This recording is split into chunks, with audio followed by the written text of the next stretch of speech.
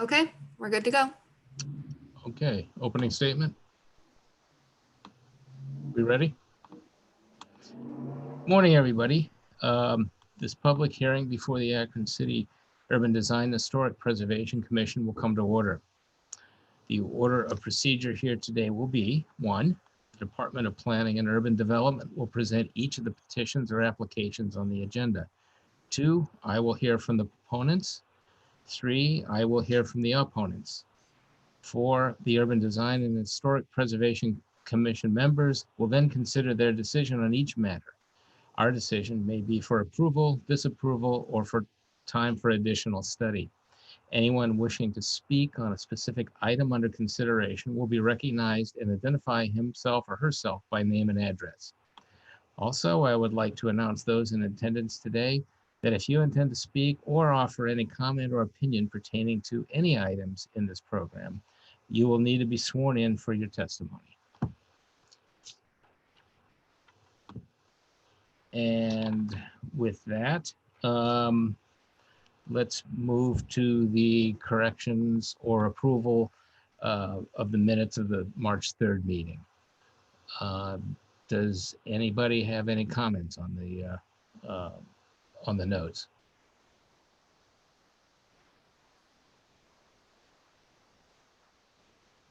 I think that's no. Would somebody like to make a motion for approval?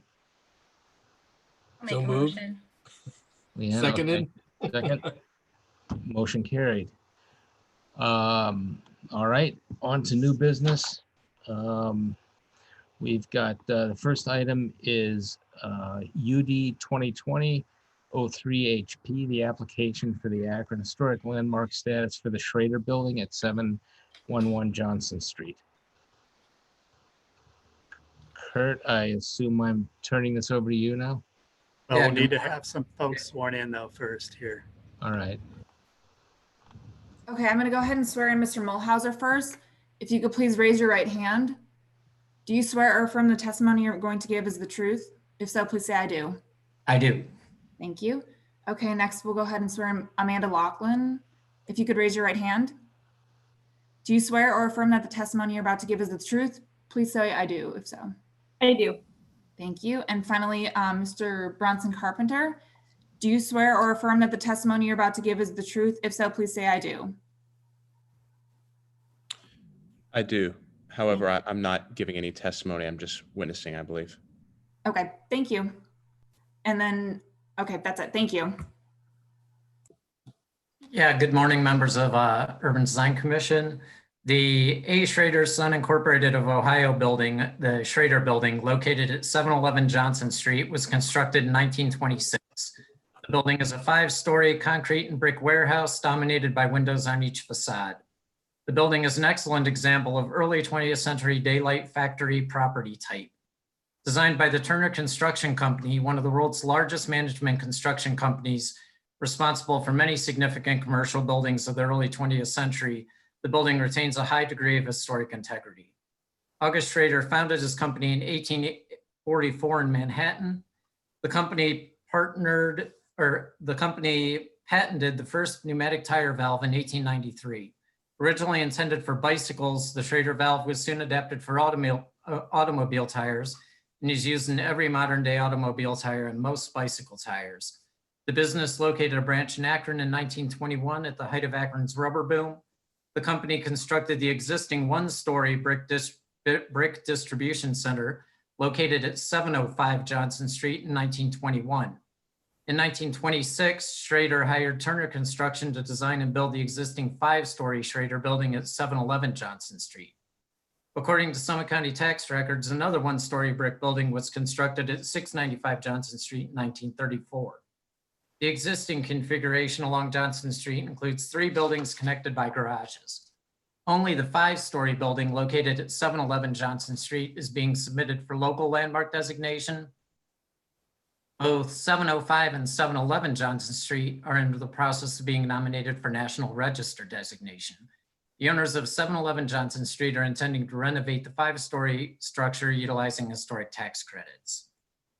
In reviewing the application, the Department of Planning and Urban Development has found the application meets criteria to define a historic landmark, including its role in local and national history and heritage, its significant architecture, and it's the work of a builder with national significance.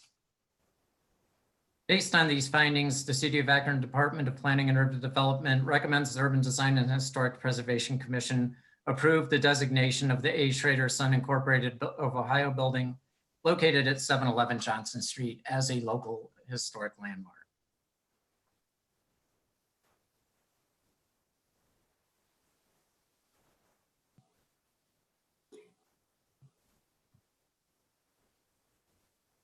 Do you want me to share, or is that, are you waiting for someone else? Okay. Mark? Yeah, Yeah. Mark's a little bit frozen there as Zoom, but Oh, okay. Amanda, yeah, you could go ahead and share. Yeah, right. Okay. Sorry, go ahead, Amanda. All right. Let me pull this. Oh. Yay. So, yeah, that was a great overview. I think I'll just share some of the photos that we have, highlighting some of the facts about the building. We are just looking at the 5-story building for local nomination. The company did create the Schrader valve, which I think we all still use in our tires, which was a fun find. And the local nomination applies only to 7-Eleven, although like Kurt said, we are, because of the State Historic Preservation Office's recommendation, we are trying to nominate both 7-Eleven and 705 together for the National Register, but local nomination is only for the 5-story building. It's significant for its architecture as a great example, especially a great local example of a standalone daylight factory subtype or property type. It's defined by its concrete structure, its extensive use of windows. It has classical revival details, especially at the first level of the front facade. Very open floor plans, and there are some other examples in Akron of this property type, but we did find this was one of the only ones constructed by itself without being part of a larger warehouse district. On the left, you see this 19, oh, I should have put that on there, I'm sorry, 1940s, I believe, Sanborn map of the Schraders and Son Inc. of Ohio building. So on the left, we have the distributing warehouse at 705, and then on the right is 7-Eleven, and there is a covered driveway that's between the two of them. These two were always historically connected. The third building at 695 was never part or historically part of the complex. And on the right, we have the building, the aerial as it is today, and then the border around it just shows the extent of the boundary of the local nomination. So it will include the 5-story building and the covered driveway. Just to give you some images of the north side of the building on the left, and then on the, north side of the building, and then the east side of the building is on the right, and that's in the alleyway. We have some details of the building. We have the entrance and that beautiful classical detailing around the entrance to the building. And then at the lower right are some of the historic interior garage doors. They're metal, which are kind of interesting.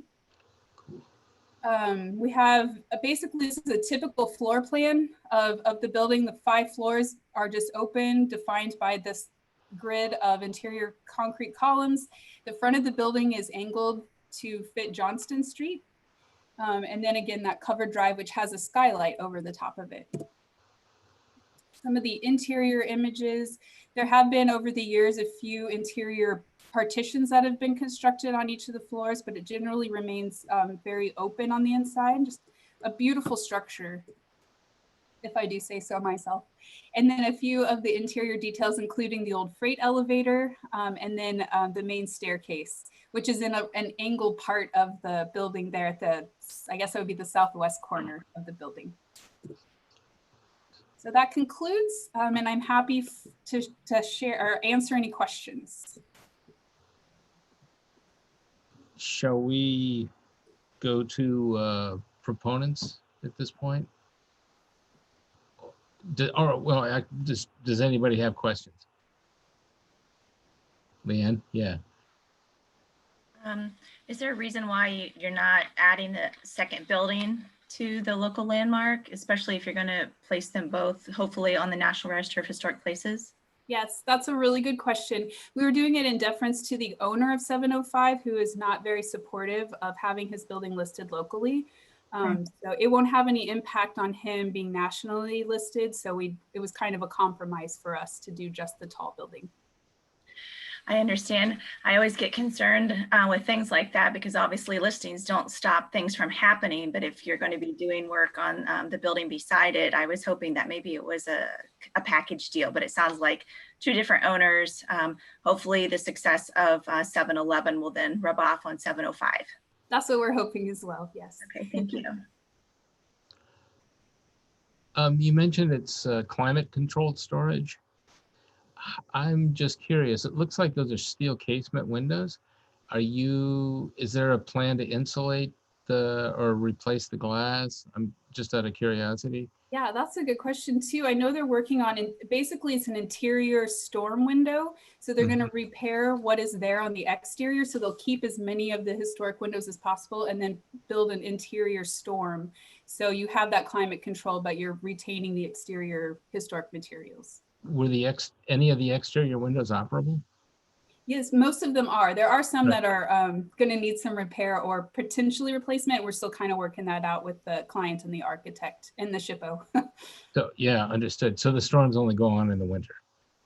They'll be there. They'll be there all year. Yeah. So like Okay. they're inside. It's basically like a glass wall system, if you will.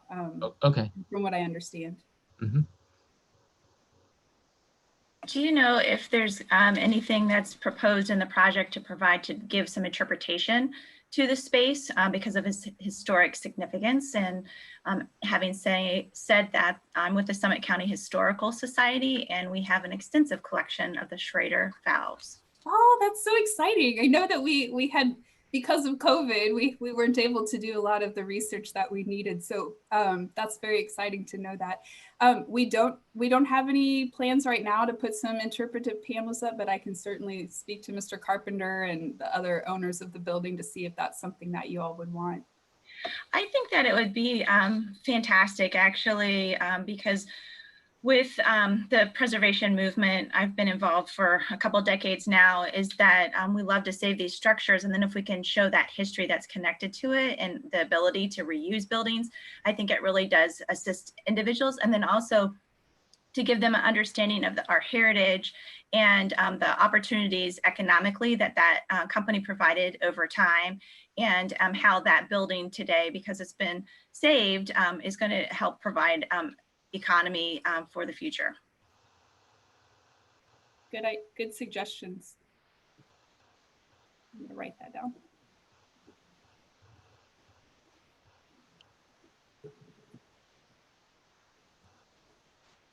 Anybody else? Okay, Mike, we're going to move to public proponents on this now. Yes. So I leave that up to you guys, Alyssa, to set that up. We don't have any proponents or opponents listed. Oh, well, that makes it easy. Okay, so I guess at this point we discuss whether we approve this or disapprove it, or put it off for another month or so. Anybody have any thoughts? I mean, this is kind of a no-brainer to me. So unless anybody disagrees. I'd agree. I think it's fine. I'd be in favor of approving it. Okay. I'll second that. All right, great. So I guess motion carried. Rebecca, was that, Oh, wait a minute, was that format okay with you? we need to do a vote. There Right. you go. So, Hey, you want me to do a roll? I'll do a roll call. yeah, right. Mr. Schweitzer, Aye. Ms. Carter, Aye. Ms. Hepner, Aye. Mr. Smith. Aye. Very cool. All right. It looks like the motion passes. Congratulations. All right, well, Ouch. to the next item. Thank you, That was Amanda. me. Thank you. Thank you. You're Thanks. welcome. Thank you. Yeah, Yeah. thanks, Amanda. Oops. And then, Okay, we ready? Second item of business is UD 2020-02 REV, the architectural review of plans for the I Promise housing at 445 South Maple Street. just a second as I bring everybody in. Okay. Oh, okay. Now on this one, this is not a public hearing like the first, so unless Rebecca thinks otherwise, we may not need to swear everybody in.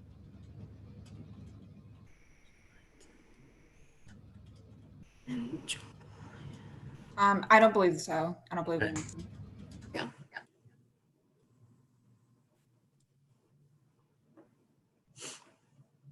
Hey, Mark, and I can go when you're ready. I'm ready. Yeah, go. I Promise Housing is a 50-unit multifamily development that will provide high-quality, affordable housing to families, to students attending the I Promise School, which is located less than a mile from this project site. The prominent corner site serves as a gateway into downtown Akron, and the plan takes full advantage of its location and existing topography. The nearly 70,000 square foot structure lines both South Maple Street and West Cedar Street, creating a pleasant street presence.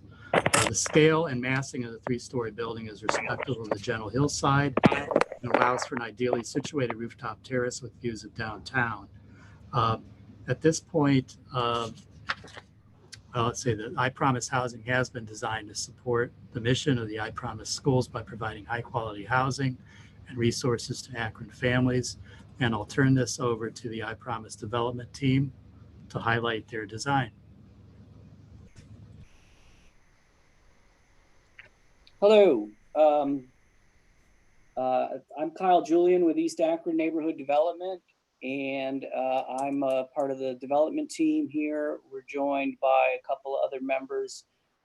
Katie Gillette is with City Architecture and is the project managing architect for the project here.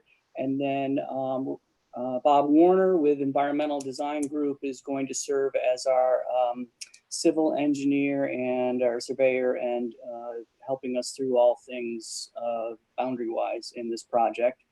We're very proud of this project. We're very excited to see it come before this commission and also to see it hopefully come to fruition in the next 15 months. This is a unique partnership between our agency and the LeBron James Family Foundation that is really targeting that interface between housing and educational outcomes. But for the purposes of this discussion here, before I turn it over to our architect, I'll just say that we're very proud of the way that this project takes our primary capacity as a developer of affordable housing and builds on that in order to reinvigorate undervalued spaces. We live in a moment of constrained resources. It's very important to spend every dollar twice. As with the last project we did in Middlebury, we're filling in spaces and we're helping to rediscover commercial corridors. And that's something that we feel is very much a part of this project with the Cedar and Exchange corridors that are that have great potential, that are not completely, but are very much undervalued in terms of their connection to downtown. And this design maximizes that. And I'm very, very pleased with what City Architecture has provided us. And I think with that, I'm going to turn it over to Katie. Hi, I'm Katie Gillette with City Architecture. I'm actually, thank you for the introduction, Kyle. I'm actually going to turn it over to John Wagner, who is a principal and partner with City Architecture, and he will. Hi, guys. I'm going to apologize for the lack of video. I'm doing this on my laptop and my camera is not working. So I figured I needed to pull up a presentation which wouldn't show up very well if I used an iPad. So it's good to see all of you. Okay for me to share a screen and give a little presentation? Yeah, absolutely.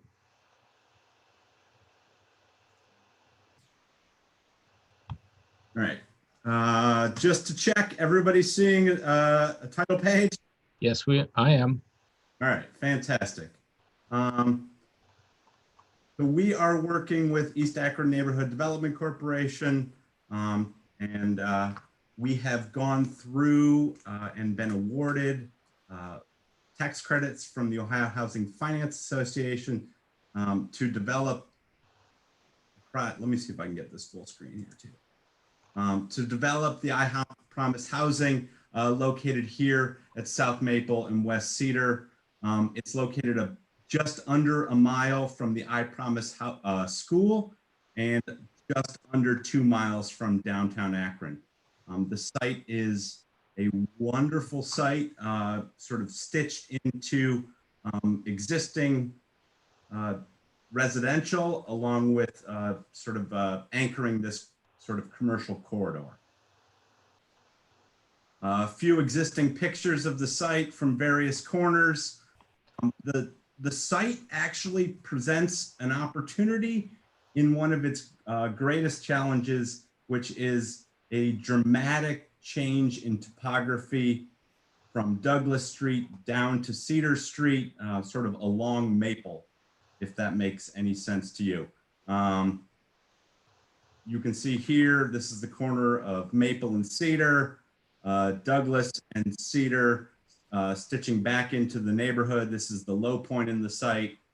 Back up around the corner at Rhodes and Maple, where there is some sort of construction waste debris right now that will be cleaned up.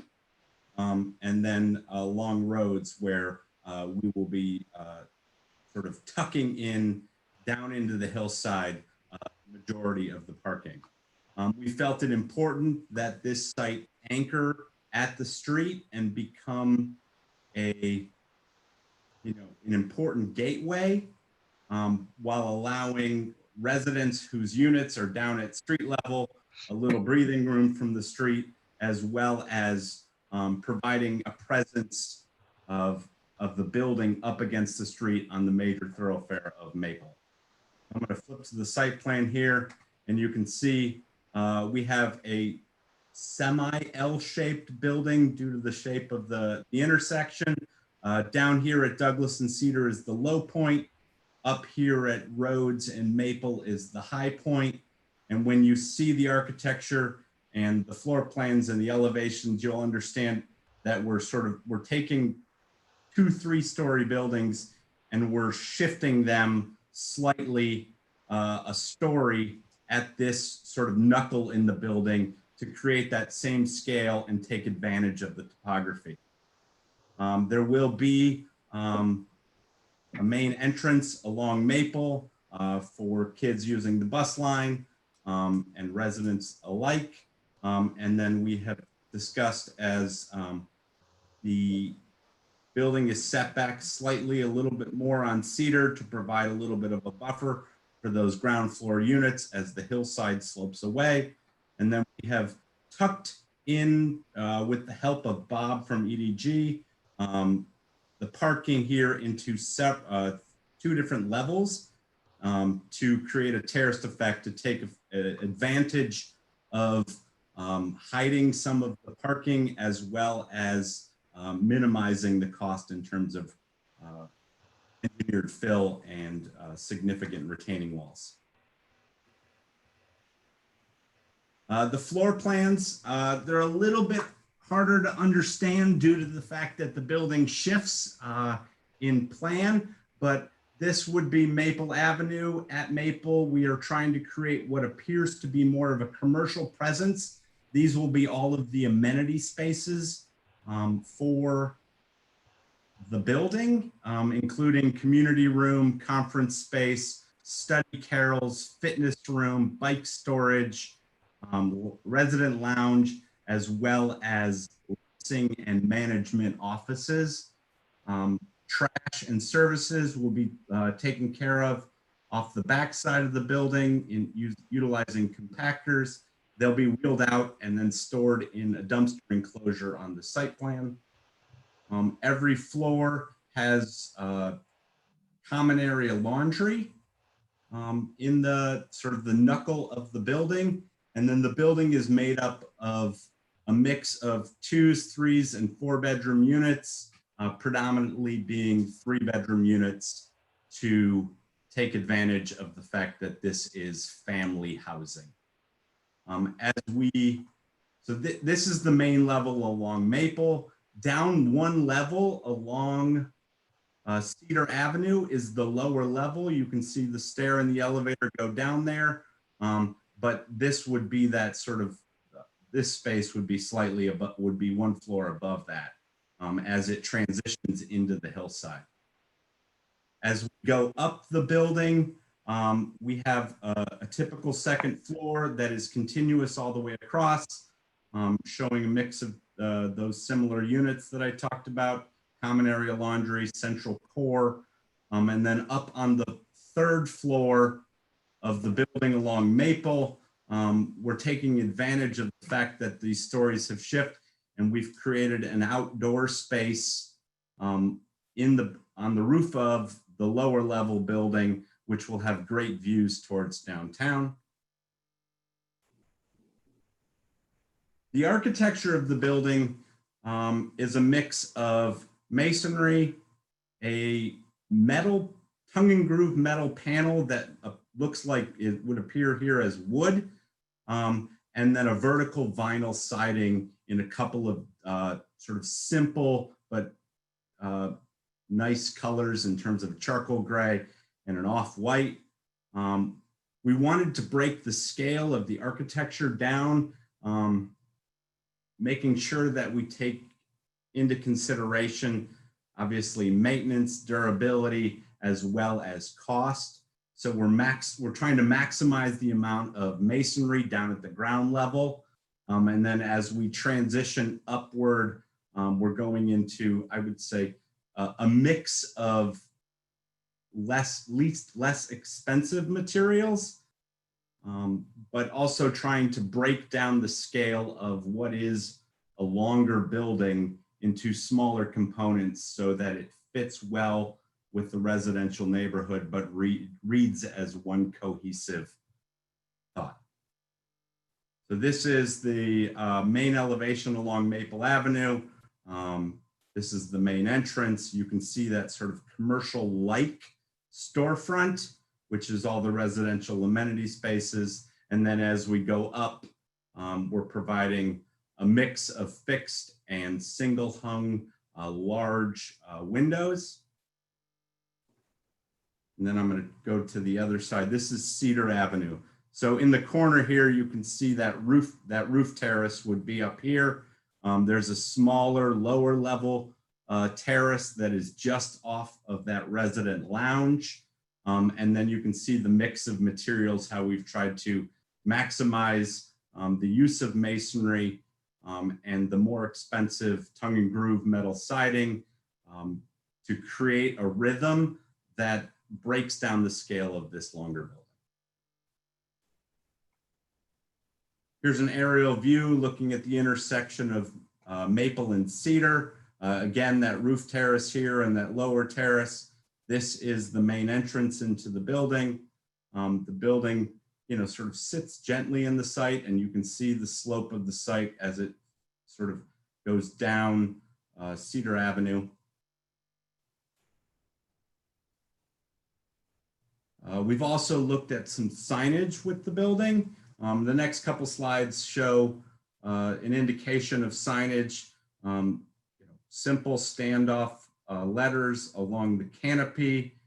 And if I think I zoom in here, you can see ENDC's logo and the LeBron James Family Foundation logo here, very simply showcased on either side of the front door. And then we thought we'd do something a little bit more interesting in this low seat wall that occurs, creating, an aluminum disc here with the LeBron Foundation crown logo. There's another view of the same perspective or same area. And then along in the back of the building, we're proposing to put a very small monument sign at the parking entrance, showcasing obviously the project name, the logo, as well as ENDC's and LeBron James Foundation. And then these are some dimensions of that signage. And I believe that concludes the presentation. Yeah. I'm going to go back to sort of the aerial perspective so that you guys can get a general idea of everything. If you have any questions, comments? Anybody? I had a couple comments, if I might. Mostly just personal opinion, but to begin with, the signage is, I think it's pretty well done. It's nice, it's simple. The message reads very cleanly, and obviously it fits in with the materials and the massing of the building. I'd also like to compliment you on the massing of the building, the way you've broken it down to give it a smaller, more residential scale. I know that's a little bit more expensive, but it works pretty effectively. And my only question is, the gray or the charcoal gray brick kind of stands out to me, only in the sense that I don't know how well that fits or even needs to fit into the adjacent West Hill neighborhood. Was there any thought to picking up more reddish bricks, something warmer that might fit in a little bit better? Or I don't know, I just, the charcoal gray just kind of stood out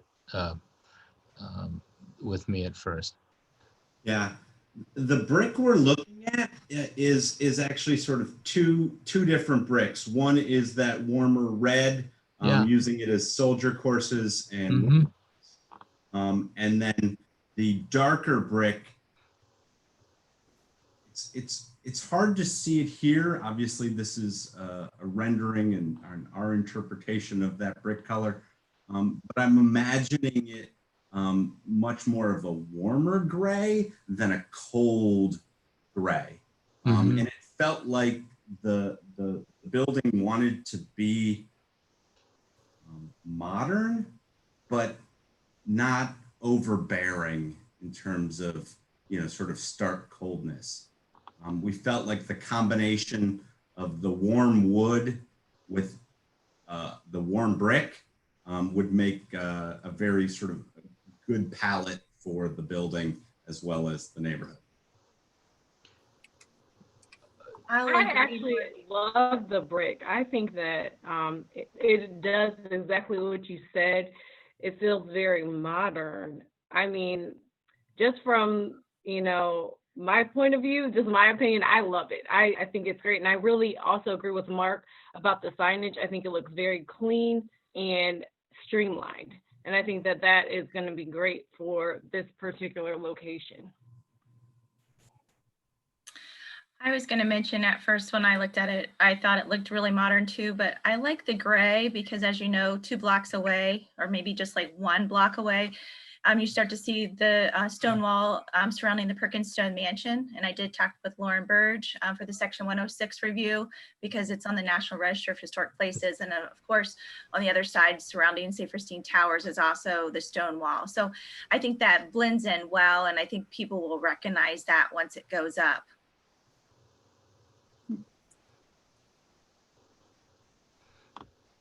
Sounds good. I guess one last comment is on the parking area on the south side. There looks like there's some fairly steep grading, and I was wondering maybe that might be a good place to plant some shade trees The more trees in the parking area, the better, I would think, just because, especially in the summer when you have all that asphalt, if you can provide shade, it keeps the cars cool and the asphalt doesn't get as hot. I mean, I say this just about every parking lot. I say put more trees in it, even though it's a maintenance issue. It just makes it a much more pleasant area. But aside from that, I think this is a great design and it fits very well into the neighborhood. Mark, I wholeheartedly agree with putting as many trees as possible in a parking lot. Yeah, they always get cut out at the end of the project because of budget considerations usually, but you know, just keep fighting for them. Always. Yeah, good. Well, this is Bob Warner, and I'll just interject that the way our parking lot is designed, it's a kind of a terraced effect. So we have the opportunity between the upper parking lot, which sits back, 15, 20 feet from the street. And then we've got another 30-foot separation between the upper parking lot and the lower, which is going to be a slope. And we have opportunity to put trees in there. And there's also an island in the middle of the lower parking lot, which we can do that. And also say that lower parking lot, which is the majority of the parking spaces and the dumpster, is well hidden from the Rhodes Avenue viewpoint. So it's down below street level pretty good. Mm-hmm. So I think it's you'll see the building much more than you'll ever see parking from that side of the site. Great, good. I like the raised bed community garden too. I think that's a great idea.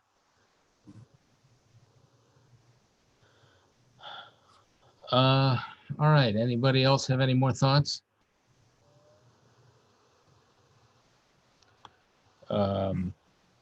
Would anybody like to make a motion to approve this? Leanne? I make a motion. Second? I'll second. I second. Great. Do we need to do a roll call again? Yes. Yeah, I can do that. Mr. Schweitzer,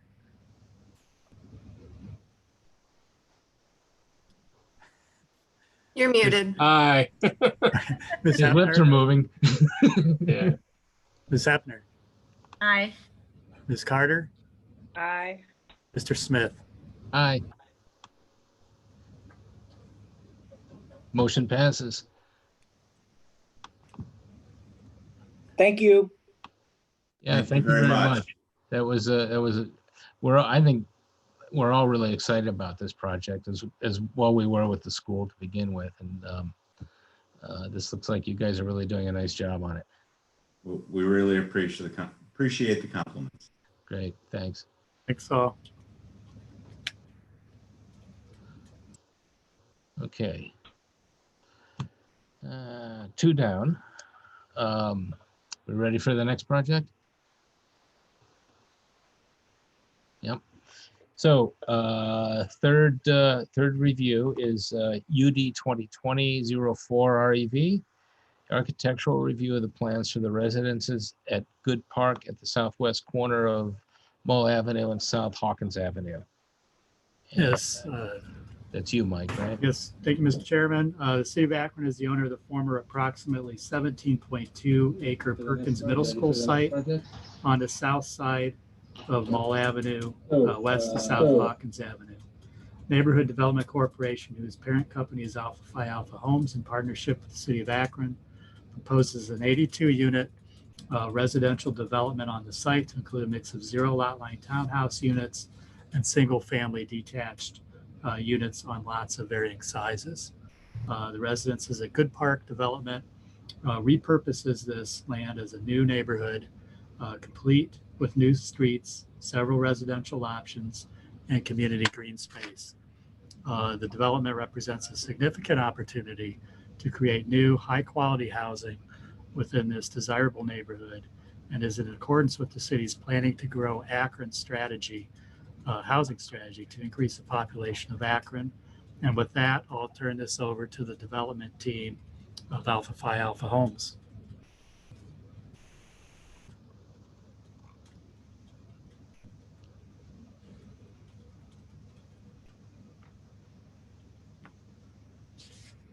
Who's going to be presenting? I think Tom is going to start us out, but there he goes. He just got off. Can you hear me? Yep. Yes. I'm getting a lot of feedback here. I'm going to have to stop this somehow. Well, if everybody who's not speaking can mute, so that might help. Okay. Say again. So you can hear me now? Okay.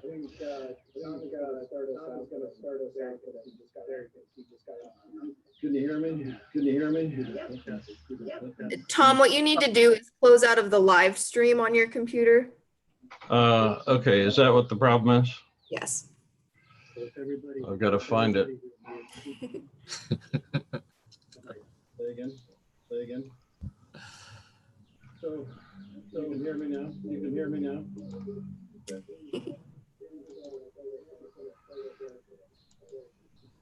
All right.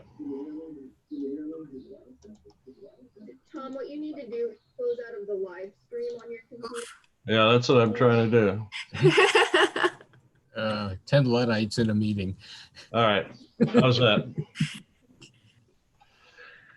All right. I think I got it handled now. My name is Fuller, Tom Fuller. I'm the executive director of Alpha Phi Alpha Homes. We're here to talk about the residences at Good Park, which is a property that we're proposing on the grounds of the former Simon Perkins Middle School in Akron, at the corner of Hawkins and Mull Avenue. We've got a couple of people here that will be speaking. Alex Pesta from City Architecture will talk about the development. I'll give you a little background on who we are. Jason Dodson will talk about the the finances, if that's something you want to talk about, and Bob Warner from GDP will talk about the infrastructure and the public improvements that will go with this project. We've worked with the city of Akron in the same type of housing that we are proposing on this site, that is for sale market rate housing. We developed two properties south of downtown Akron. One's called the Landings at Canal Park. The other is the townhomes at Canal Park. So we have completed both of those projects a number of years ago, and this will be another venture of the same kind going forward in West Akron, further west than we've developed before. We do have a property that we're renovating right now at Wallhaven. It's called the Wesley Tower. We're about 25–30% finished with that project, but that's a project that we've owned since 1981. So we're heavily invested in this neighborhood and this community, and Alex is going to give you a breakdown of what we're proposing here. Thank you, Tom, and good morning to everyone. As Tom mentioned, my name is Alex Pesta. I believe you heard from two of my colleagues, Katie and John, on the previous I Promise. So it is good to have, we've been trying to do some work in Akron for a while, and now you're going to get full blast city architecture. So it's exciting to be on the phone and follow them. I lead our planning side of our office. So I'd like to kind of talk about, what our approach has been to the site planning. To take advantage of the beautiful site. As Tom mentioned, it's a little bit north of 17 acres, kind of where it's situated in the city. I'm sure that you're all very familiar with where the former Perkins Middle School was. But from an access standpoint, direct access to 77 along Mall, close to my favorite Akron neighborhood, which is the West Hill area. That's where my in-laws live. They live just west of Highland Square. So I spend quite a bit of time in the area. And so, our approach here is to really create a neighborhood that feels anchored in its context. And so we've looked at kind of the contextual buildings that are there, and, across the street north on Mall, very modest homes, very well kept.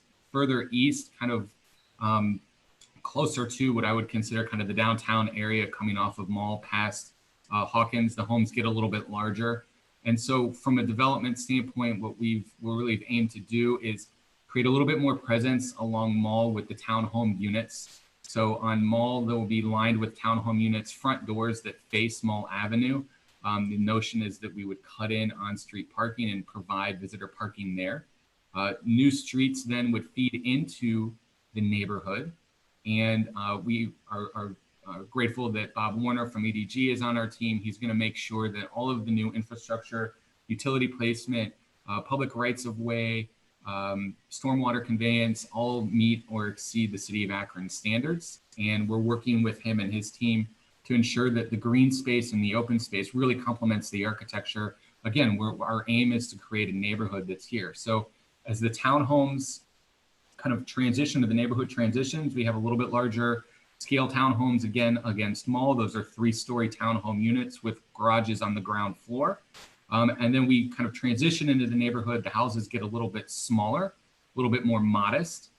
They face either front doors on streets or in the center of the neighborhood, what we are kind of coining as Good Park.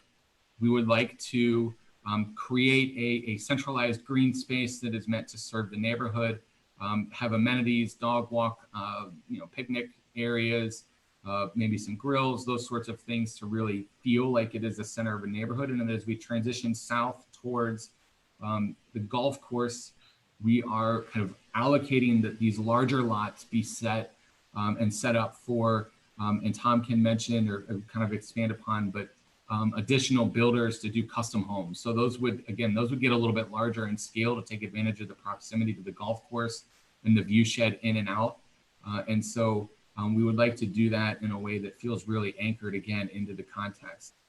Our new streets will all have sidewalks, they'll all have street lighting. Our goal is to integrate pedestrian lighting and really, again, make this feel of appropriate scale. We would like the streets to be tied into the existing neighborhood with proposing an extension to Sunset View, which just comes adjacent to the Summit Academy, that's on Hawkins, and tie back out to Hawkins to provide another access point into the development. So the overall development is, like I mentioned, it's about 17.2 acres, includes 82 new units. That's a combination of the townhomes, what we're calling Parkside homes, and then the larger custom homes.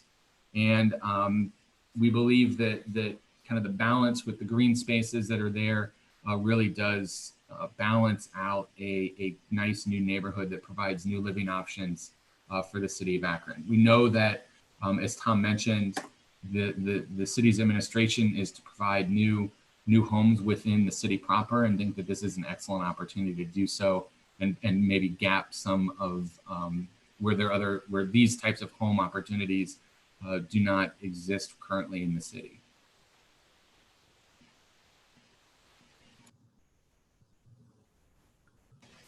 Tom, I'll turn it back over to you if there's any questions related to kind of the financing, or Bob, maybe with engineering or anything along those lines. Okay.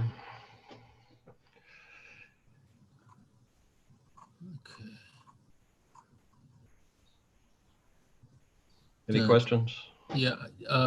Does any comments from anybody?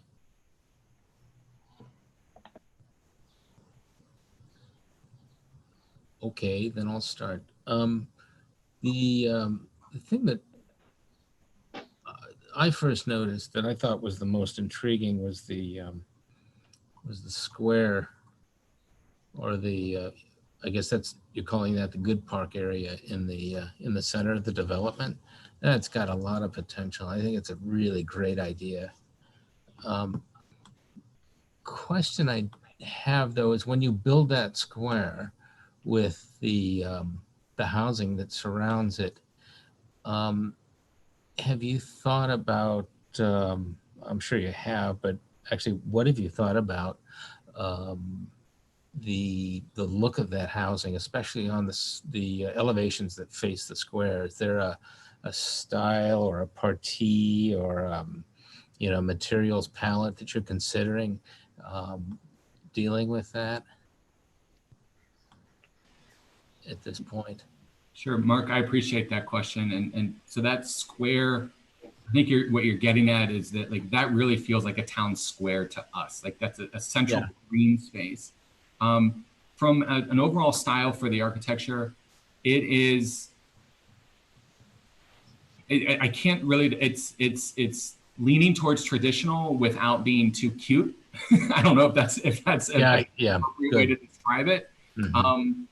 It's not pushing as modern as kind of the I Promise stuff that you just saw previously, but using more traditional materials, masonry, siding, more kind of appropriately scaled residential windows, but doing it in a way that respects kind of historic or appropriate massing and scale, but doesn't overdo it on the trim. And doesn't kind of, we're not adding gingerbread. We're not, it's very modest and clean housing.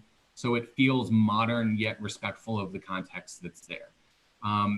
As far as kind of those elevation views or what you might look, what the perception might be from standing in the park looking at, we see it as it's animated. This is not going to be, for lack of a better term, cookie cutter, where it's just one thing after the other. This is where we would get playful with materials, and we would mirror buildings, and we would make sure that, kind of the kit aparts, whether it's bay windows or, gable roof and a reverse gable, we would kind of use this kit to make sure that the floor plans are going to all be pretty similar, honestly speaking, but we need to kind of animate those facades. So as folks are in the park or as folks are walking down the street, this doesn't feel, fabricated. It doesn't feel, to go into the history books, like a Levittown or even like a seaside. Like this is something that has a little bit more whimsy with the color and kind of the materials palette that's there.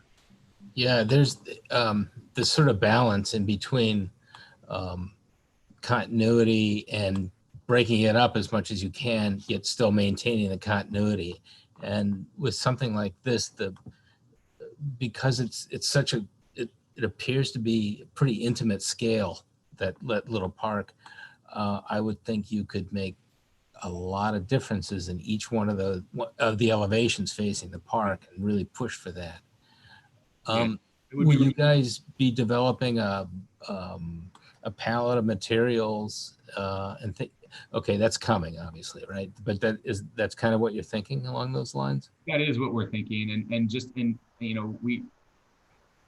we want to make sure that there's enough variety, and you said it perfectly, Mark, like that there's variety, but there's continuity.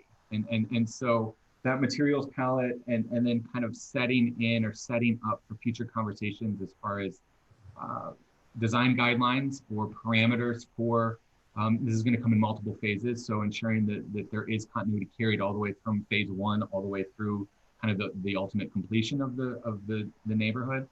But to your point, and kind of the special nature of that central square, one of the things that I'm most excited about is the townhomes that face mall. They're rear loaded, right? Like you will not see, one of the design guidelines, I should have prefaced this, because I'm most excited about it.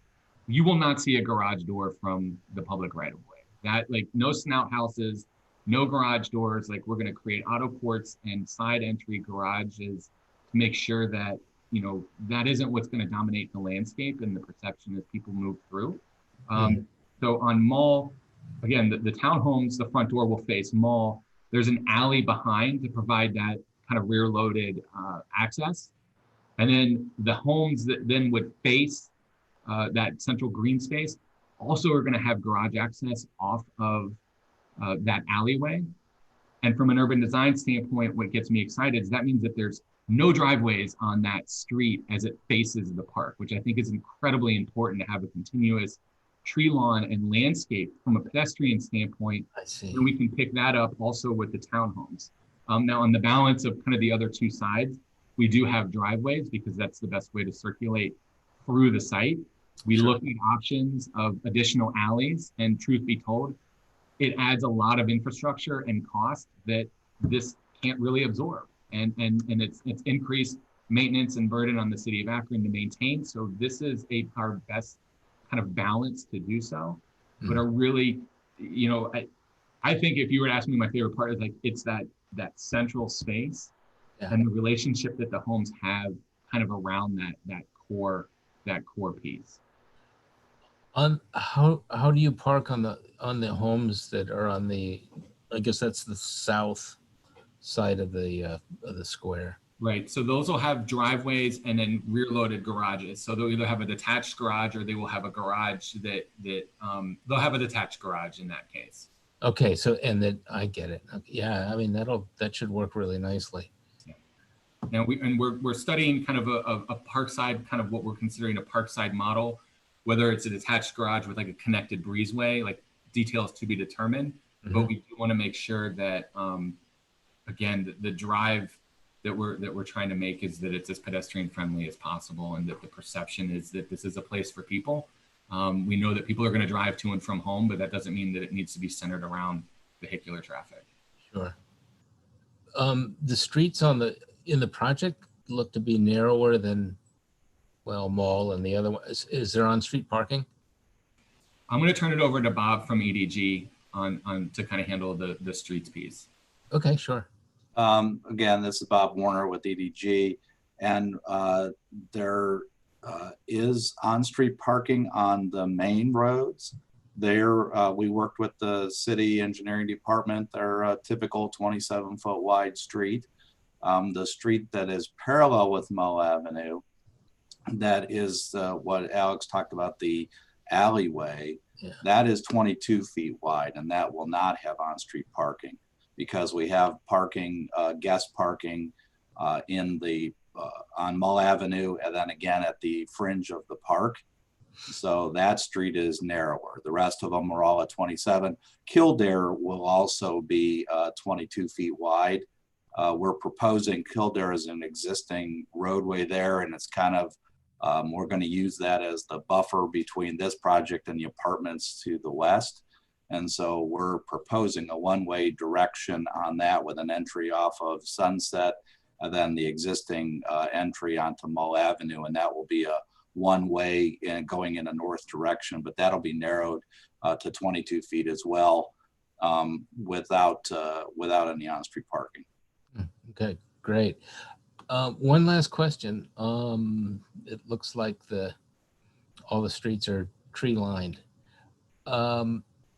One of the problems in my neighborhood, I live in Highland Square, and it's not just my neighborhood, but you have the case where overhead wires interfere with the trees that are lining the street.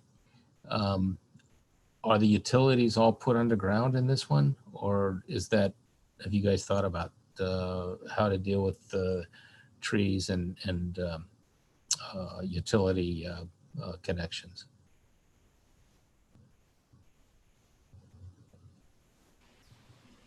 It looks like Bob may have frozen up. That was a bad question. Can you hear us? Oh, sorry. He was incredibly stoic. Sorry about that.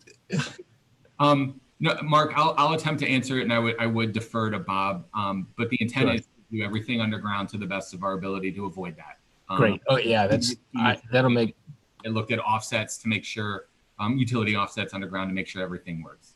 Yeah, that should make all the difference in the world. I don't have anything else to ask. Well, I do, but we need to wrap this up at some point. I have a question, Mark, if you don't mind. Yeah. Me? I have a question for the group. I'm curious, two things. First, do you have an idea, or is there some kind of opportunity for the street naming, so that there might be an opportunity for the community residents to get involved in thinking about new streets to be named in Akron? And I think there's some opportunities there as we think about the Women's Centennial and some other things going on in our country right now. So I want to suggest that. The other thing is, I was excited to see the front porches. Thank you very much. I think that makes a difference. I'm a Southern Ohio girl, and front porches are very important in terms of people communicating with each other.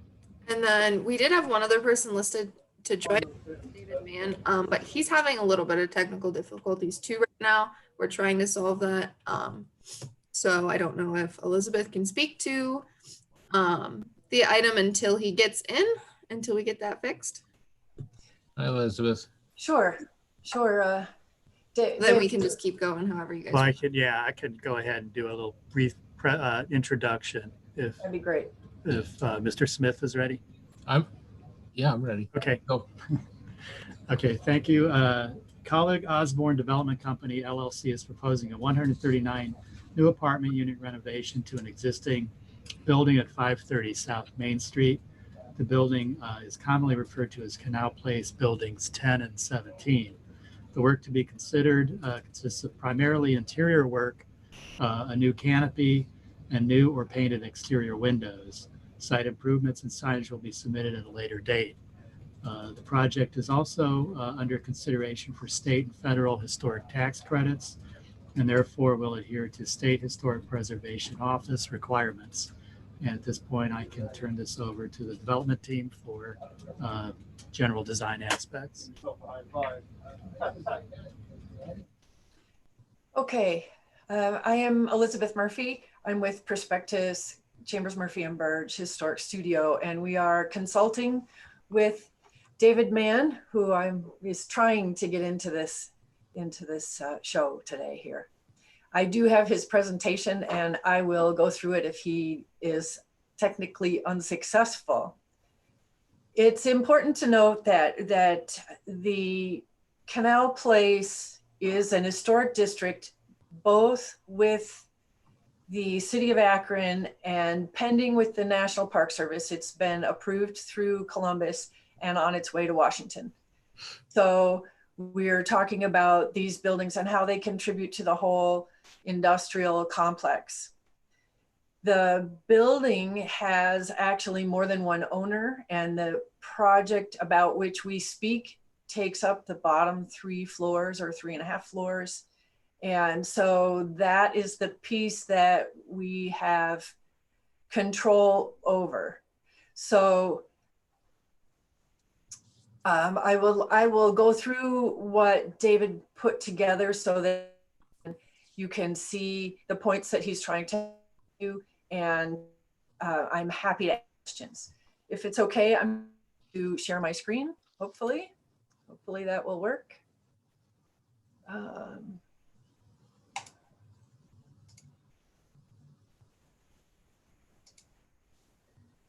All right, so let's see here.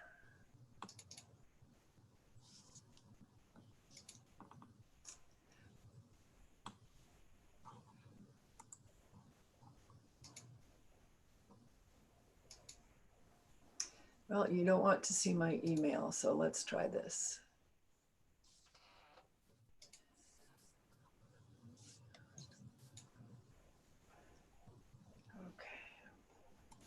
I had about 30 seconds to practice, so I think we're going to. Elizabeth, I think if you go to view, you could do it full screen. Got it. So yeah, down a little lower. Yep, full screen mode. There we go. Thank you. Ah. Okay, so you can see here that this is the Canal Place Historic District. And it is all industrial buildings. So the buildings that we're talking about for this project are buildings 10 and 17. They face South Main Street. They are occupied on the upper floors by commercial and office space. The lower floors are the ones that will be occupied by the new apartment that are being put in by Colleague Osborne Development. So the only retail will be on the, let's see here, the level 1, see this green space here? That's the piece that's right on South Main Street, and it wants to be activity like that, which is behind building 10. You know, there's Arches and Missing Mountain. So probably restaurant or small brewery or that type of space, because it is quite tall and has some wonderful windows. So what you see here are the three, we have half of the first level that belongs in this project on the alley here, and this half of building number 17. So we have some apartments facing Main Street and some facing the back. In the introduction, Mike pointed out that you'll see a site plan later. All of this is being redeveloped from black asphalt to green space. So I am sure that David will be excited to show you that when it's more fully developed. So what we are showing you today are the exterior treatments for these parts of the property up through level number 4. This gives you a basic idea of the window replacement. The windows in the building, there are existing windows, historic windows in the back of the building that will remain. Those are the ones in the stairwells, the ones that face the building number 8, I think it is, and those will remain. But of the existing windows, there are only, I'm gonna go back to the, well, I'll do it on the floor plan. Okay, so this is from Main Street. This is the space that I told you about will be commercial. Well, this is not, and there's the bus stop. And then these windows, all part of our project, will be replaced to be in a more compatible format with the few existing windows. And then the ones that are not in our project will be painted, so they'll at least have the same frame color as all of the existing historic windows and the new windows. This is the back of building 17 here, and this is the back of building 10. And at these levels, all of these will be new windows because they will be occupied spaces. Again, it gives you an idea. So this is the back of building 10. These are historic windows right here. This corner is our historic windows. We do have the shop drawings for the windows that were put in, but even during construction, the windows were changed. So they're different from one spot to the next in the same building. That's very interesting. I think they found a more efficient way to build them, I think is what happened. And again, it's showing new windows and the windows that will be painted. So at least they will have some semblance of order.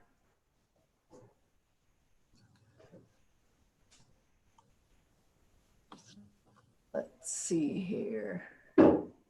This area shows the canopy that will go into the building that will approach. This area is all the area that will be green. Okay, and these drawings give you an indication. The ones that are pink colored are the new windows in the new configuration. The ones that are yellow will be to remain. And the blue ones will be painted only on the outside. All the pink ones will be new windows. Now, this process is kind of difficult to explain because the buildings are so huge, and we tried really hard to give some consistent appearance to the outside of the building without betraying its historic character, and understanding that some of the windows have already been replaced and probably not to the best effect. But those windows are either being replaced in our project or being painted because they don't belong in because they are not part of our project. And all of this has been reviewed by the State Historic Preservation Office, with the exception of this canopy that we're bringing to you today. It is a very simple canopy, industrial in nature, and it's part of our next submission to the State Historic Preservation Office. So I have some floor plans just to give you an idea of what's going on here. Building 10 and 17. One of the things that I think is very fortunate is that there are pretty consistent mechanical spaces in this building. So we do not have to fill the roof with 150 units for the each individual unit. Each individual living unit does not have to have piping going up through existing floors. And we also don't have to punch any holes into the exterior walls. So that has worked out very well for us. 17. Okay, no work above. So I imagine that David had a much more robust presentation for you. However, I will just kind of turn this over to questions and see that I can answer what I can answer for you. And you can let me know whether you want me to continue to share, or if you would you like those drawings for reference? I don't know about the other three, but I've got a second screen here with all the drawings that you guys submitted. Okay. So I'd say go ahead and go back to, well, anyway, as long as we're asking questions, my first thought was I think it's interesting that you're trying to develop the bottom 3 stories of the building. Well, another concern opens the top 3 stories, and then pulling this whole thing together to make it, a single project for the State Preservation Office to get the tax credits. That seems like that's something I've never experienced before, and it seems like it's a pretty interesting process. I think in general, the idea of painting the windows all the same color, even though they're all different,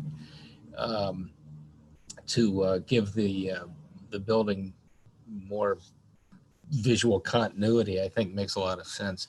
Although I don't even think you need to do that, because the frame itself is so strong. You could probably put whatever kind of window in there you wanted to a degree and still have this thing hold together. But I just thought that was kind of intriguing. I'm assuming that the new windows were the ones that they look like casement windows, and they're not operable, right? So there are 2 or 3 areas of existing historic windows, and they are actually steel awning windows. They open from the bottom. Sure. And they do not, none of them work, but that was the original intention. Right.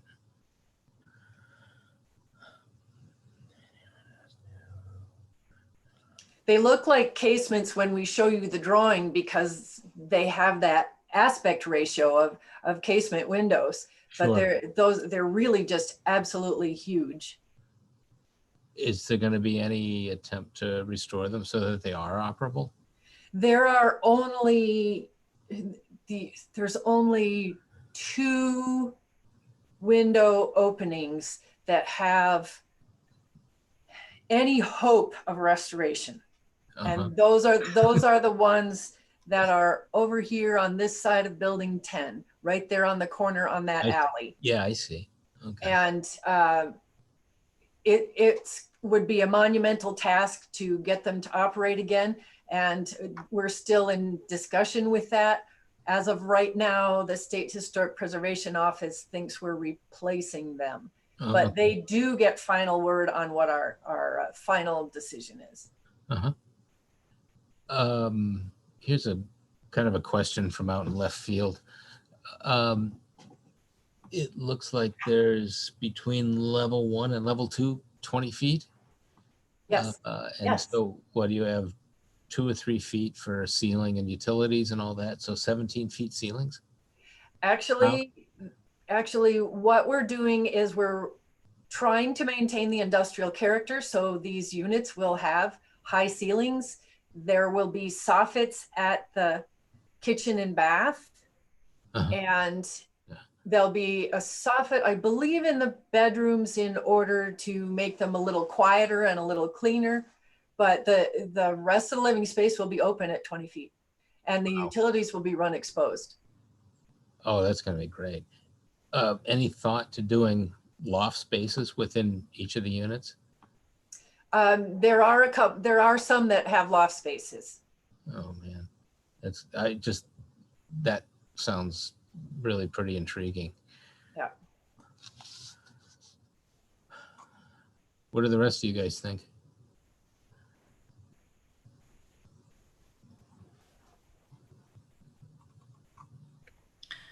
I don't have any comments. I'm excited to see this opportunity coming to that space. You know, I really don't like a sign very near that building. So I hope that signage will be in consideration when we're doing this so that we don't have duplication of things that are already existing.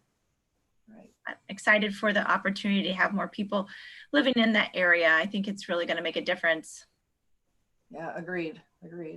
Yeah.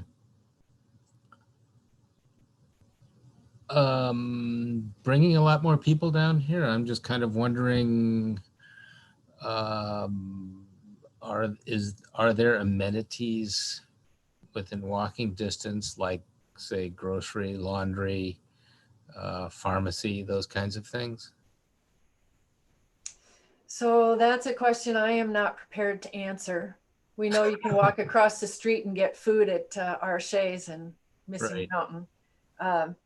I believe that is part of the plan. There are other buildings that are looking for the success of this one to improve the possibilities in the other buildings. Yeah, it's kind of a chicken or egg question, I think. Right. Yeah, understood. Well, the possibilities are there. I think that's what's important. Yeah. Anything else? From the UDHPC group? Does somebody want to make a motion to approve this?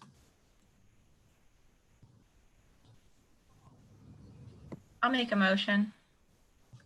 Second? Okay, I'll second it. I'll say that Mr. Schweitzer had to leave for another meeting, but he texted that his vote is yes. So okay, I'll do a roll. Ms. Hepner? Aye. Ms. Carter? Aye. Mr. Smith? Aye. Great, motion passed. Thank you, Elizabeth. Thank you very much. Elizabeth? Have a good day. Yeah, you too.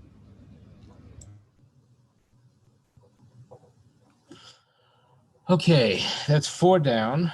What do we have left? Just unfinished business. And it looks like landmark status for St. Paul's Church and the Sunday school. I think we could probably lump them together in one. Does that make sense, Mike? I think we probably could, and I have nothing new really on that. All right. Well, then I think we're done, right? Well, we saw some great projects today. Absolutely. It's really encouraging to see this kind of stuff coming through, especially in, given all of our fears about the construction industry and that during the epidemic. Hopefully Mr. Barry's feeling better for our next meeting. Yeah, I do too. All right, I guess we can conclude. Do I need to do anything special to close down? Nope, just say goodbye. Just say goodbye. I hate saying that, but hey Kurt, thanks for sticking around. Yeah, thanks. Hey, Leanne, I had a question. Can you hear me? I can.